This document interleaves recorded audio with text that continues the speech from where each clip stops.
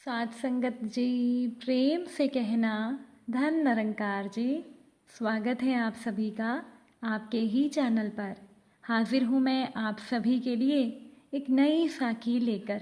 तो चलिए आज की साखी सुनते हैं। साध संगत जी, अपने घर के दरवाजे पर आवाज़ सुनकर जैसे ही सुबह सुबह प्रशांत ने दरवाज़ा खोला तो सामने एक पुराना सा बैग लिए गांव के मास्टर जी और उनकी बीमार पत्नी खड़े थे। मास्टर जी ने प्रशांत के चेहरे के हाव भाव से पता लगा लिया था कि उन्हें देखकर प्रशांत को जरा भी खुशी नहीं हुई।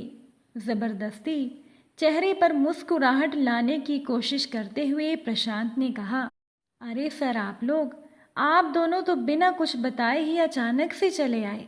चलिए अंदर आइए। मास्टर साहब अपना बैग उठाकर अंदर आते हुए बोले, हाँ बेटा, अचानक से हमें यहाँ आना ही पड़ा। मेरी पत्नी की तबीयत बहुत खराब है। पिछले कुछ दिनों से इसका बुखार ही नहीं उतर रहा। ये काफ़ी कमज़ोर भी हो गई है। तो गांव के डॉक्टर ने एम्स दिल्ली में दिखाने की सलाह दी।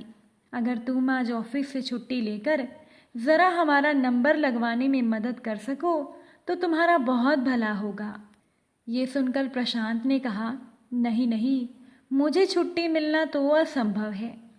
थोड़ी देर में प्रशांत की पत्नी प्रिया भी अनमने मन से 2 कप चाय और कुछ बिस्किट उन दोनों बुजुर्गों के सामने रख गई।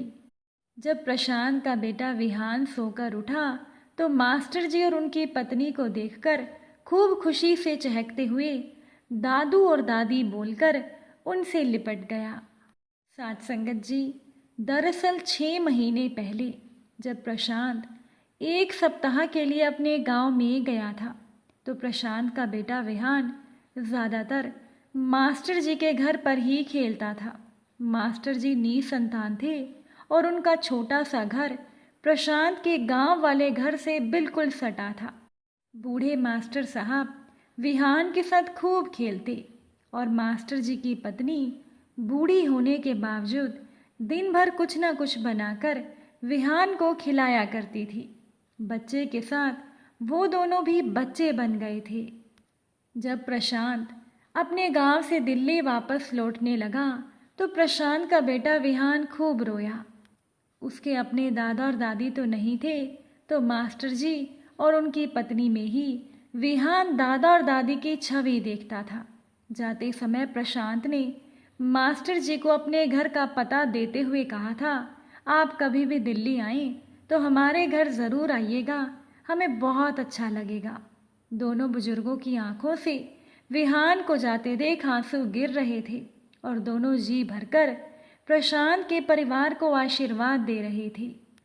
अब मास्टर जी दिल्ली में पहुंचकर प्रशांत के घर पर जैसे ही हाथ धोने के लिए उठे, उन्हें प्रशांत की पत्नी प्रिया की आवाज़ सुनाई दी, जो कि प्रशांत से कह रही थी, तुम्हें इन्हें अपना पता देने की क्या ज़रूरत थी? दोपहर को मेरी सहेलियां आएंगी तो मैं उन्हें क्या जवाब दूंगी? और हाँ, प्रशांत को अंदर ले आओ, कहीं इस बुजुर्ग बीमार महिला की गोद में बैठकर मेरा बेटा बीमार ना हो जाए। तब प्रशांत ने प्रिया से कहा, मुझे क्या पता था ये लोग सच में ही यहाँ आ जाएंगे। रुको, किसी तरह इन्हें यहाँ से भेजता हूँ। दोनों बुजुर्ग यात्रा से थके हारे और भूखे आए थे, तो उन्होंने सोचा था बड़े आराम से हम प्रशांत के घर पर बैठकर आराम से नाश्ता करेंगे। इसी वजह से उन्होंने कुछ खाया पिया भी नहीं था, क्योंकि वो दोनों सोच रहे थे, आखिर बचपन में कितनी ही बार प्रशांत ने भी तो हमारे घर पर खाना खाया है, तो आज इतना बड़ा आदमी बन जाने के बाद प्रशांत हमें भी खाना ज़रूर खिलाएगा। तभी प्रिया ने अपने बेटे विहान को आवाज़ दी। अपने माँ की तेज आवाज़ सुनकर डरते हुए विहान अंदर कमरे में चला गया। थोड़ी देर के बाद जैसे ही प्रशांत हॉल में उनसे मिलने आया तो प्रशांत ने देखा कि चाय और बिस्किट वैसे ही पड़े थे और वो दोनों बुजुर्ग जा चुके थे। पहली बार दिल्ली आए दोनों बुजुर्ग किसी तरह से टैक्सी से एम्स पहुँचे और भारी भीड़ के बीच में थोड़ा सुस्ताने के लिए ज़मीन पर बैठ गए। तभी उनके पास एक व्यक्ति आया और उनके गांव का नाम बताते हुए पूछने लगा कि आप मास्टर जी हैं ना, क्या आपने मुझे नहीं पहचाना? मेरा नाम रामलाल है और आपने मुझे पढ़ाया है। मास्टर जी को याद आया, अरे हाँ, तुम तो रामलाल हो। रामलाल के पिता गांव में नाली साफ करने का काम करते थे और रामलाल एक दूसरी जाति से था, इसीलिए रामलाल के स्कूल में आने पर गांव वालों को ऐतराज था। इसीलिए मास्टर साहब शाम में 1 घंटे रामलाल को चुपचाप उसके घर पर पढ़ाने के लिए आया करते थे। रामलाल ने मास्टर जी से कहा, मैं इस अस्पताल में एक कर्मचारी हूँ। साफ सफाई से लेकर पोस्टमार्टम रूम की सारी जिम्मेदारी मेरी है। फिर तुरंत ही रामलाल मास्टर जी का बैग सर पर उठाकर अपने एक कमरे वाले क्वार्टर में उन्हें ले आया। रास्ते में अपने साथ काम करने वाले लोगों को रामलाल खुशी खुशी बता रहा था कि मेरे रिश्तेदार आए हैं, मैं इन्हें घर पहुंचाकर अभी आता हूँ। घर पहुंचते ही रामलाल ने अपनी पत्नी को सारी बात बताई। रामलाल की पत्नी ने भी खुशी खुशी दोनों बुजुर्गों के पांव छुए और फिर सभी ने बैठकर एक साथ नाश्ता किया। और फिर रामलाल की छोटी सी बेटी उन दोनों बुजुर्गों के साथ खेलने लगी। रामलाल ने मास्टर जी से कहा, आप लोग आराम करें, आज मैं जो कुछ भी हूँ आपकी ही बदौलत हूँ। और फिर रामलाल अस्पताल में उन लोगों का नंबर लगा आया।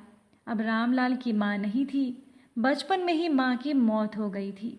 जैसे ही मास्टर जी की पत्नी का नंबर आया तो रामलाल ने हाथ जोड़कर डॉक्टर से कहा, डॉक्टर साहब ज़रा अच्छे से इनका इलाज करना, ये मेरी बूढ़ी माई है।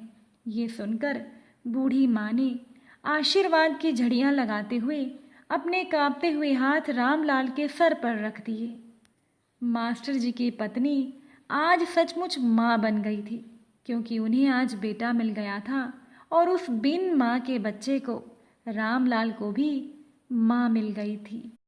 साथ संगत जी, रिश्ते केवल खून के ही हों ये कोई ज़रूरी नहीं।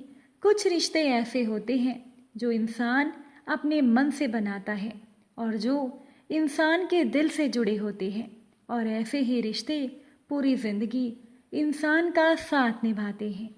आप सभी को आज की ये साखी कैसी लगी, कमेंट करके ज़रूर बताइएगा। अगर आप इस चैनल पर नए हैं तो चैनल को सब्सक्राइब ज़रूर कीजिएगा। आप सभी से फिर मुलाकात होगी एक नई साखी के साथ। साथ संगत जी प्यार से कहना, धन निरंकार जी।